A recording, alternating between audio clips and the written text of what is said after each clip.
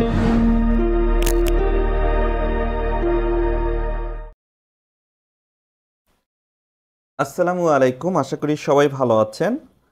আপনি যদি একজন ফেসবুক মার্কেটার হিসেবে সবেমাত্র যাত্রা শুরু করেন কিংবা আপনি যদি নিজের গ্রোথের উপায় খুঁজতে থাকেন, তাহলে আজকের ভিডিওটি আপনার জন্য। আজকের ভিডিওতে মূলত আমি ফেসবুক মার্কেটার হিসেবে নিজের গ্রোথের জন্য যেই 5টি স্টেপ ফলো করা উচিত, সেই 5টি স্টেপ নিয়েই আমি কথা বলবো। শুধুমাত্র যোগাযোগ এবং বিনোদনমূলক মাধ্যম হিসেবেই ফেসবুক তৈরি হলেও বর্তমানে কিন্তু এটি শুধুমাত্র এই দুইয়ের মাঝেই সীমাবদ্ধ নয়, বরং মার্কেটিং জগতে আলোড়ন সৃষ্টি করেছে বলে আমি মনে করি। কারণ ফেসবুক এখন আপনারা নিজেরাই দেখতে পাচ্ছেন যে ফেসবুকে রয়েছে হাজার হাজার অসংখ্য গ্রাহক, আর এর সাথে সাথে কিন্তু ফেসবুকে এখন ফেসবুক মার্কেটারের সংখ্যাও অগণিত হারে বাড়ছে। যে কেউ যথাযথভাবে যদি ফেসবুক মার্কেটিং স্ট্র্যাটেজিটা ফলো করে বা যদি ফলো করতে পারে, সেক্ষেত্রে কিন্তু সে খুব সহজেই একজন সফল ফেসবুক মার্কেটার হিসেবেও নিজেকে গড়ে তুলতে পারে। একজন ফেসবুক মার্কেটার হিসেবে আপনি নিজের গ্রোথের জন্য কি করবেন, কি করা উচিত, এমনই 5টি স্টেপ আমি আজকে আপনাদের সঙ্গে শেয়ার করব। তো চলেন শুরু করি। প্রথমেই আমি যেই বিষয়টা নিয়ে আলোচনা করব সেটি হচ্ছে টার্গেট অডিয়েন্স। যে কোনো সেক্টরের মার্কেটারদের জন্য এই টার্গেট অডিয়েন্সটা খুবই গুরুত্বপূর্ণ। আপনি অ্যাজ এ ফেসবুক মার্কেটার কিংবা ডিজিটাল মার্কেটার হন না কেন, আপনাকে অবশ্যই সঠিক টার্গেট অডিয়েন্স সম্পর্কে জানতে হবে। অর্থাৎ আপনি কি নিয়ে মার্কেটিং করবেন তার উপরে ভিত্তি করেই মূলত আপনাকে অডিয়েন্স বা গ্রাহকটা টার্গেট করতে হবে। তো টার্গেট অডিয়েন্স বলতে আমরা বেসিক্যালি কি বুঝি? আপনার প্রোডাক্টের প্রতি যেসব মানুষের সর্বোচ্চ আগ্রহ বা চাহিদা থাকে, তারাই কিন্তু মূলত আপনার মার্কেটিংয়ের টার্গেট অডিয়েন্স। আর এই টার্গেট অডিয়েন্সের ক্ষেত্রে আপনি মূলত যেই বিষয়গুলো বিবেচনা করতে পারেন, প্রথমত আপনি দেখবেন আপনার গ্রাহকদের বয়স, এরপর আপনি দেখতে পারেন যে আপনার লোকেশন, কোন লোকেশনে আপনার টার্গেটেড অডিয়েন্সরা রয়েছে, অ্যান্ড দেন আপনি সেটা সিলেক্ট করবেন যে আপনার টার্গেটেড অডিয়েন্সটা আসলে কারা, সেটা কি মেল অর ফিমেল। আপনাকে অবশ্যই লিঙ্গটা সিলেক্ট করতে হবে। এরপর আপনাকে অবশ্যই তাদের আয় রোজগার, অর্থাৎ তাদের যে প্রোডাক্ট পারচেস করার যে ক্যাপাসিটি বা ক্যাপাবল আছে কিনা, সেগুলোও কিন্তু আপনাকে জানতে হবে। অ্যান্ড দেন ফাইনালি আপনার ওই প্রোডাক্ট সম্পর্কে কাদের আসলে আগ্রহ রয়েছে বা কারা আপনার ওই প্রোডাক্ট বা সার্ভিসটা নিতে ইন্টারেস্টেড, এই ধরনের অডিয়েন্সকে অবশ্যই আপনাকে ফার্স্ট অফ অল খুঁজে বের করতে হবে। একজন ফেসবুক মার্কেটার হিসেবে আপনি যদি আপনার মার্কেটিং জগতে গ্রোথ করতে চান, তাহলে সেক্ষেত্রে সর্বপ্রথম আমি মনে করি টার্গেট অডিয়েন্সের যে স্টেপটা, সেটা মাথায় রাখতে হবে যে আপনি কিভাবে প্রপারভাবে একটা প্রোডাক্টের জন্য বা একটা সার্ভিসের জন্য আপনি আপনার টার্গেটেড অডিয়েন্সকে খুঁজে বের করতে পারবেন। আপনি যদি এই স্টেপটা পার করতে পারেন, অর্থাৎ আপনি যদি আপনার টার্গেটেড অডিয়েন্সটাকে খুঁজে বের করতে পারেন, তাহলে পরবর্তী স্টেপগুলো আপনি খুব সহজেই সাজাতে পারবেন। ওকে, দ্বিতীয় যে স্টেপটি আমি বলবো সেটি হচ্ছে ফেসবুক মার্কেটিংয়ের জন্য একটা গোল সেট করা। আপনি যদি একজন সফল এবং পূর্ণাঙ্গ ফেসবুক মার্কেটার হতে চান, সেক্ষেত্রে আমি বলবো টার্গেটেড অডিয়েন্সের পরে আপনাকে জোর দিতে হবে আপনার এফেক্টিভ যে মার্কেটিং গোল, সেই গোলের দিকে। আমি ম্যাক্সিমামই দেখি যে বেশিরভাগ ফেসবুক মার্কেটারদের যেটা দেখা যায় যে তারা সবাই পেজে মানে ফ্যান ফলোয়ার্স নিয়ে অনেক বেশি থাকে এবং তারা মনে করে যে যেই পেজের ফলোয়ার্স অনেক বেশি, সেই পেজেই মনে হয় সেল বেশি হবে। আসলে পেজে যে ফলোয়ার বাড়লেই যে পেজে সেল বাড়বে, বিষয়টা এরকম না।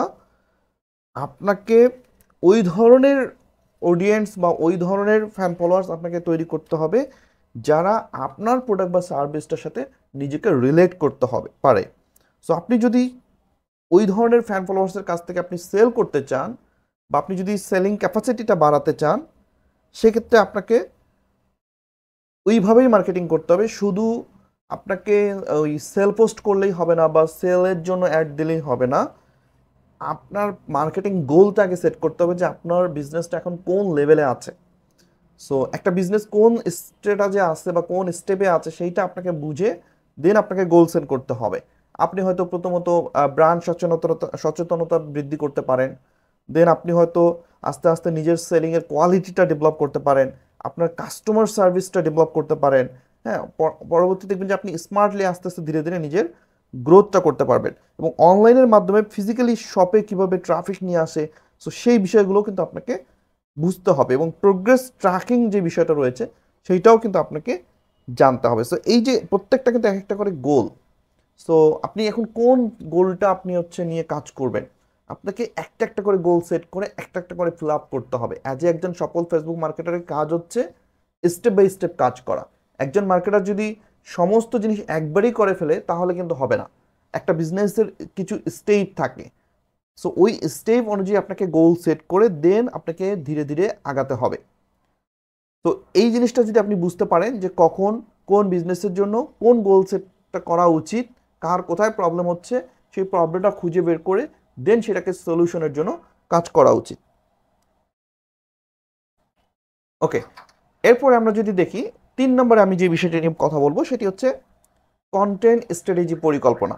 আমরা যেটা দেখি যে ম্যাক্সিমাম ফেসবুক মার্কেটাররা শুধু অ্যাড রান করতে পারে, বা অ্যাড রান করতে পারলেই সে নিজেকে মনে করে যে সে একজন সফল ফেসবুক মার্কেটার। আসলে কিন্তু বিষয়টা এরকম না।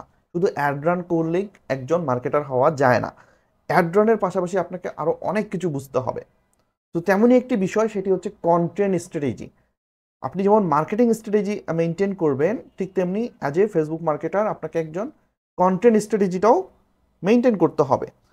সো আমি যদি সহজভাবে বলি যে কন্টেন্ট স্ট্র্যাটেজিটা হচ্ছে আপনার মার্কেটিং গ্রোথের জন্য এবং রিচ বাড়ানোর জন্য আপনি কি ধরনের কন্টেন্ট তৈরি করছেন বা পোস্ট করছেন, বা কখন কোন পোস্টটা আপনি করবেন, সেই যে প্ল্যান বা সেইটার যে পরিকল্পনা বা সেটার যে স্ট্র্যাটেজিটা আপনি তৈরি করবেন, সেটাই মূলত হচ্ছে কন্টেন্ট স্ট্র্যাটেজি। তো একজন ফেসবুক মার্কেটার হিসেবে গ্রোথের জন্য অবশ্যই চমৎকার এবং মানসম্মত কন্টেন্ট আপনাকে প্রথমত তৈরি করতে হবে। আপনার মার্কেটিং গোল এবং আপনার টার্গেটেড অডিয়েন্সের উপর ডিপেন্ড করে সেই অনুযায়ী আপনাকে কিন্তু কন্টেন্ট তৈরি করতে হবে। আপনাকে বুঝতে হবে যে আপনার টার্গেটেড অডিয়েন্স কারা, আপনি কি জন্য তাদেরকে কন্টেন্ট দিবেন, আপনার গোলটা আসলে কি, সেই অনুযায়ী কিন্তু আপনাকে কন্টেন্ট তৈরি করতে হবে। এখন আপনার টার্গেটেড অডিয়েন্স যদি হয় ফিমেল আর আপনি যদি কন্টেন্ট ডেভেলপ করেন মেইলের জন্য, তাহলে তো হবে না। আপনার এক্স্যাক্ট টার্গেটেড অডিয়েন্স কারা, আমি ধরে নিচ্ছি আপনার টার্গেটেড অডিয়েন্সটা হচ্ছে যারা তরুণ, তারা। এখন তরুণদের টার্গেট করে আপনাকে কন্টেন্ট তৈরি করতে হবে। আপনি যদি এখন মধ্যবয়সী বা হচ্ছে বৃদ্ধদের জন্য কন্টেন্ট তৈরি করেন, সেক্ষেত্রে তো হবে না। এজন্য আপনার গোলটা কি, আপনি কি জন্য কন্টেন্ট তৈরি করতে চাচ্ছেন এবং কাদের জন্য তৈরি করতে চাচ্ছেন, সেই অনুযায়ী মূলত আপনাকে কিন্তু কন্টেন্টটা তৈরি করতে হবে। সো এক্ষেত্রে আমি আপনাদেরকে বলবো যে কন্টেন্ট যখন আপনারা তৈরি করবেন, সো এখানে চেষ্টা করবেন কন্টেন্টে কোনো একটা আইডিয়া শেয়ার করা, বা আপনার কোনো একটা স্টোরি শেয়ার করা, যেটার মাধ্যমে আপনি আপনার প্রোডাক্টটা প্রমোট করতে পারবেন। অ্যান্ড দেন আপনি কিছু ইন্টারেস্টিং গল্প বলতে পারেন, যে কথাটা আমি বললাম, যে যেটা আপনার প্রোডাক্টের সঙ্গে আপনার অডিয়েন্সকে ম্যাচ করবে, বা আপনার অডিয়েন্সটা ওই প্রোডাক্টের সঙ্গে বা ওই গল্পের সঙ্গে রিলেট করতে পারবে নিজেকে। সো এই ধরনের কিছু স্টোরি টেলিং কন্টেন্ট আপনি তৈরি করতে পারেন। আপনি কিছু কন্টেন্টের কিছু আইডিয়া শেয়ার করতে পারেন। দেন আপনাকে অনেক আইডিয়া জেনারেট করতে হবে কন্টেন্টের জন্য। এবং রিসেন্টলি যেটা হয় যে আমরা এখন খুবই দেখি যে বিভিন্ন ধরনের এঙ্গেজেবল কন্টেন্টগুলো বা শেয়ারেবল কন্টেন্টগুলো খুব ভালো চলে। পাশাপাশি ইনফোগ্রাফিক্সের যে কন্টেন্টগুলো রয়েছে সেগুলোও কিন্তু এখন খুব বেশি চলছে। বিশেষ করে সচেতনতামূলক যে কন্টেন্টগুলো, আপনি চাইলে ইনফোগ্রাফিক কন্টেন্ট তৈরি করতে পারেন।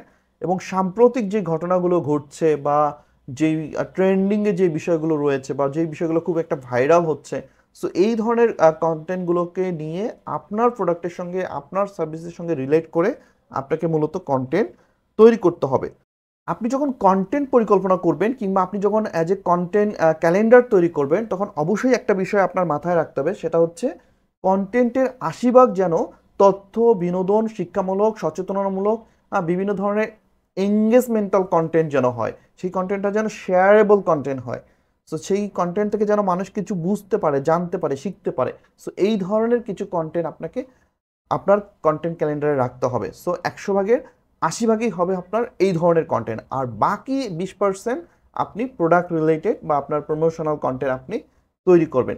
যেই জায়গাটাতে আমরা বাংলাদেশের ম্যাক্সিমাম মার্কেটার বা ম্যাক্সিমাম উদ্যোক্তারা ভুল করে থাকে, তারা ম্যাক্সিমামই দেখা যায় যে সবসময় সেলফ পোস্ট করে, বিভিন্ন ধরনের প্রমোশনাল পোস্ট করে, কিন্তু আসলে বিনোদনমূলক বা আপনার শিক্ষামূলক বা সচেতনতামূলক কোনো কন্টেন্ট কিন্তু তাদের থাকে না।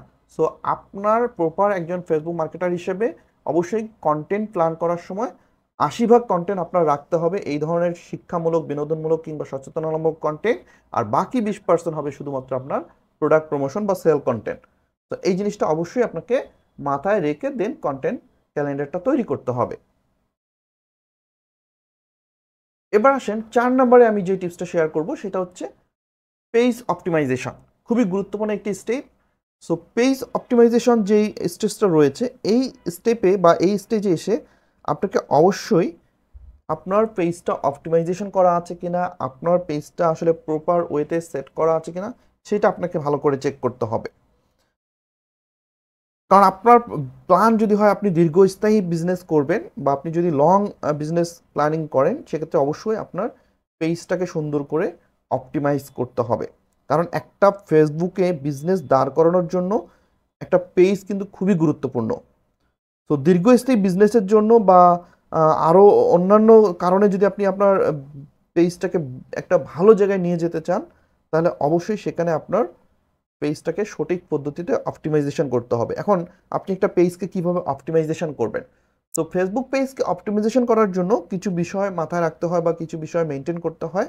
তার মধ্যে আমি যদি বলি প্রথমেই, সেটা হচ্ছে বিজনেসের ধরনের উপর ভিত্তি করে আপনি একটা ইউনিক এবং আকর্ষণীয় নাম সিলেক্ট করবেন, যেইটা মানুষের মাথায় সহজে থাকবে বা মনে রাখতে পারবে, যেইটা আপনার প্রোডাক্টের সঙ্গে রিলেটেড, কিংবা যেই নামটা একদম ইউনিক বা আকর্ষণীয়, যেটা এর আগে সোশ্যাল মিডিয়ায় কেউই ইউজ করে নাই, সেই ধরনের একটা ইউনিক নাম দেওয়ার চেষ্টা করতে হবে।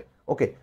দ্বিতীয়ত আমি যেটা বলবো সেটা হচ্ছে মানসম্মত, মানে আপনি মানসম্মত একটা প্রোফাইল পিকচার বা আপনার লোগো ডিজাইন করবেন, আপনার মানসম্মত একটা কাভার থাকবে সেখানে। হ্যাঁ, সেটা অবশ্যই আপনার বিজনেসের নামের সাথে যেন রিলেট থাকে বা আপনার প্রোডাক্টের সাথে যেন রিলেট থাকে, এবং আপনার লোগোটা যেন একটা ব্র্যান্ডিং লোগো হয়। সো সেই দিকেও আপনাকে কিন্তু লক্ষ্য রাখতে হবে। অ্যান্ড 3 নম্বর আমি বলবো মোস্ট ইম্পর্টেন্ট, সেটি হচ্ছে সিটিএ বাটন। আপনার পেজে যেন আপনার সাথে কন্ট্যাক্ট করার জন্য একটা সিটিএ বাটন অবশ্যই যুক্ত থাকে। সেটা কল নাও হতে পারে, মেসেজ নাও হতে পারে, কিংবা শপ নাও হতে পারে। সো যে কোনো একটা সিটিএ বাটন যেটা আপনার জন্য সহজ হয় কমিউনিকেট করা, সো এই ধরনের একটা সিটিএ বাটন আপনি ইউজ করতে পারেন। আপনি চাইলে এখানে হোয়াটসঅ্যাপও কানেক্ট করে দিতে পারবেন। সো সিটিএ বাটনটা একটা পেজের জন্য খুবই গুরুত্বপূর্ণ। পাশাপাশি আপনার পেজে যথাযথ কন্টেন্ট ইনফরমেশন মানে আছে কিনা, সো এই ধরনের কন্ট্যাক্ট ইনফরমেশন, যেমন ফোন নাম্বার, আপনার ওয়েবসাইট লিঙ্ক, কিংবা আপনার ইমেল অ্যাড্রেস, কিংবা আপনার ফিজিক্যাল শপের যে লোকেশন, হ্যাঁ, সো আপনার শপটা কখন খোলা থাকবে, কখন বন্ধ থাকবে, সো একদম বিজনেস রিলেটেড বা আপনার কন্ট্যাক্ট ইনফরমেশন রিলেটেড যত ধরনের কন্ট্যাক্ট ইনফরমেশন আছে, সব কিছু কিন্তু আপনাকে যথাযথভাবে আপনার পেজে অবশ্যই সেট করতে হবে। সো এই জিনিসগুলো প্রপারভাবে আছে কিনা অবশ্যই আপনাকে চেক করে নিতে হবে। অ্যান্ড দেন আপনার অ্যাবাউট সেকশনে যেন আপনার বিজনেস সম্পর্কে, কিংবা আপনার সার্ভিস সম্পর্কে, কিংবা আপনার প্রোডাক্ট সম্পর্কে পরিষ্কার এবং সঠিক একটা ব্যাখ্যা বা ধারণা দেওয়া থাকে, যাতে যে কেউ যেন পড়ে বুঝতে পারে। এবং ফাইনালি লেটেস্ট কোনো যেই প্রমোশনাল পোস্ট বা অফারগুলো আপনার থাকবে, বা আপনার যেই নোটিশগুলো থাকবে, কিংবা আপনার বিজনেস রিলেটেড যেই ফ্রিকোয়েন্সি কোয়েশ্চেনগুলো থাকবে, সেগুলো চাইলে আপনি কিন্তু আপনার পেজে পিন করে রাখতে পারেন, যাতে করে যে কেউ আপনার পেজে প্রবেশ করার সাথে সাথে প্রথমেই যেন আপনার ওই ধরনের গুরুত্বপূর্ণ অফার বা গুরুত্বপূর্ণ যেই নোটিশগুলো রয়েছে সেগুলো যেন তারা দেখতে পারে। সো এই যে বিষয়গুলো আমি বললাম, একটা বিজনেস পেজে যদি আপনি এই বিষয়গুলো খুব সুন্দর করে সেট করে রাখতে পারেন, আই হোপ যে আপনার পেজটা একটা প্রফেশনাল বিজনেস পেজ হিসেবে থাকবে, এবং সেটা তখন খুব সহজেই অপটিমাইজেশন হবে। সেক্ষেত্রে তখন সেটা এসইও ফ্রেন্ডলি হবে, বা মানুষ সার্চ করলে সহজেই সেটা মানুষের কাছে যাবে, এবং মানুষ তখন সেটা ট্রাস্ট করবে। সো একটা ট্রাস্টের জায়গা তৈরি হবে। সো অবশ্যই আপনাকে পেজ অপটিমাইজেশন করতে হবে।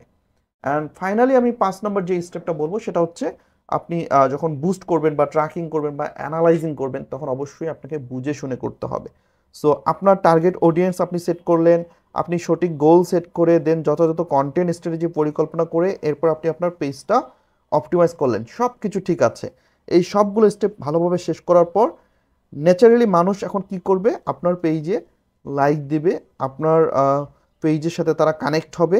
সো পেজের যখন নির্দিষ্ট কোনো একটা পোস্ট আপনি করবেন, সেই পোস্টে তখন মানুষ লাইক কমেন্ট এঙ্গেজমেন্ট করবে। সো এখন ওই ধরনের পোস্ট নিয়ে যখন আপনি কাজ করবেন, আপনি যখন একটা পোস্টে বুস্ট করবেন কিংবা অ্যাড রান করবেন, সেক্ষেত্রে কিছু বিষয় আপনাকে মাথায় রাখতে হবে। প্রথমত আমি যেটা বলবো সেটা হচ্ছে পেজে কম করে হলেও যেন আপনার 100 লাইক অথবা ফলোয়ার্স থাকে। আপনি যখন একটা পোস্টে বুস্ট করবেন বা আপনার পেজে যখন আপনি অ্যাড রান শুরু করবেন, অবশ্যই আপনার পেজের জন্য মিনিমাম 100 লাইক থাকে এবং ফলোয়ার্স থাকে। এরপরে যত বেশি থাকবে তত আপনার জন্য বেটার। এবং সর্বনিম্ন যেন মিনিমাম 20টা পোস্ট আপনার পেজে থাকে। আমরা অনেক সময় যেটা করি, নতুন একটা পেজ খুলে আজকেই পেজ খুললাম এবং কালকে থেকে আমি অ্যাড রান করা শুরু করে দিলাম। সো এতে করে কিন্তু আপনি ভালো রেজাল্ট কখনোই নিয়ে আসতে পারবেন না। কারণ এখানে মানুষের একটা ট্রাস্টের বিষয় থাকে। তো আপনার পেজের একটা যেই ওভারভিউ সেটা বিষয় থাকে। সো সেক্ষেত্রে অবশ্যই আপনার পেজে যেন 20টা পোস্ট মিনিমাম থাকে, সেই দিকে লক্ষ্য রাখবেন এবং যথাযথ মার্কেটিং গোলটা আপনার প্রথমে সেট করতে হবে। আপনি কি প্রথমে নতুন পেজ খুলেই সেল কন্টেন্টে সেল অ্যাড দিবেন, নাকি আপনি সেখানে মেসেজ ক্যাম্পেইন করবেন, নাকি আপনি সেখানে হচ্ছে আপনার এঙ্গেজমেন্টাল হচ্ছে আপনি অ্যাড রান করবেন। সো সেটা আপনাকে সেট করতে হবে যে আপনার বিজনেসের জন্য প্রথমত কোনটা প্রয়োজন। অ্যান্ড অবশ্যই আপনি আপনার মেটা পিক্সেলটা সেট আপ করে নেবেন, কারণ পিক্সেল এখন কিন্তু পিক্সেল ছাড়া ট্র্যাকিংটা পসিবল না। সো আপনার পেজের অগ্রগতি আপনি যদি ট্র্যাক করতে চান, আপনার সেলের সব কিছু যদি আপনি সেট করতে চান, তখন অবশ্যই আপনার পিক্সেল সেট আপটা থাকতে হবে। এবং আপনি যদি ওয়েবসাইটের সঙ্গে পিক্সেল সেট আপটা করেন তাহলে দেন আরও সবচেয়ে ভালো হয়।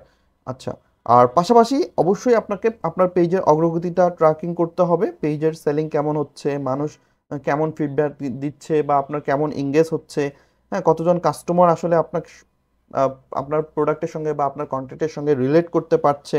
সেই প্রত্যেকটা বিষয় আপনাকে কিন্তু ফেসবুক পেজের ইনসাইট থেকে আপনাকে চেক করতে হবে, সব কিছু আপনাকে অবজার্ভ করতে হবে।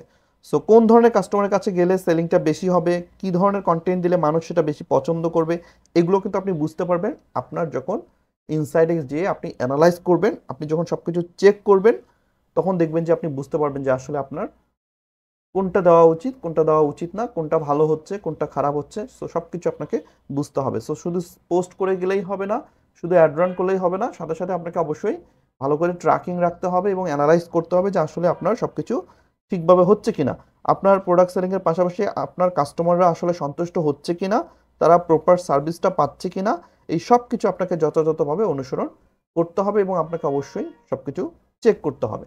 সো এই 5টি স্টেপ যদি আপনি মেনটেন করেন অ্যাজ এ ফেসবুক মার্কেটার হিসেবে, তাহলে অবশ্যই আপনি একজন সফল ফেসবুক মার্কেটার হিসেবে নিজেকে আরও গ্রোথ করতে পারবেন, আপনি আরও ভালো কিছু করতে পারবেন। সো শুধু অ্যাড রান করলেই হবে না, প্রত্যেকটা স্টেপ বুঝে নিজেকে আরও সুন্দর করে আপনার কাজ করে যেতে হবে বা সেইভাবেই তৈরি করতে হবে। সো আপনি যদি এই কাজগুলো করতে পারেন, আই হোপ যে আপনি খুব ভালোভাবেই আপনি নিজের কাজ এবং ক্লায়েন্টের কাজ করতে পারবেন। ওকে, সো আমি পরিশেষে একটা কথাই বলবো, সেটা হচ্ছে এই যে 5টি স্টেপ আমি আপনাকে বললাম, সো আপনারা যদি এই 5টা স্টেপ সঠিকভাবে ফলো করে থাকেন এবং সেই অনুযায়ী যদি কাজ করে থাকেন, তবে একজন ফেসবুক মার্কেটার হিসেবে আপনি অবশ্যই নিজের গ্রোথের দিকেই এগিয়ে যাবেন বলে আমি বিশ্বাস করি। প্রত্যেকটা স্টেপ অনেক বেশি কার্যকরী এবং মার্কেটিং গ্রোথের জন্য আমি মনে করি বেশ উপযোগী। সো আপনারা এই স্টেপগুলো অবশ্যই ফলো করবেন। আর আজকের ভিডিওটি যদি আপনাদের ভালো লেগে থাকে তাহলে অবশ্যই লাইক কমেন্ট শেয়ার করে আমার সাথেই থাকবেন। ইনশাল্লাহ দেখা হবে পরবর্তী কোনো একটা ভিডিওতে। সে পর্যন্ত সবার জন্য অনেক অনেক শুভকামনা। আল্লাহ হাফেজ।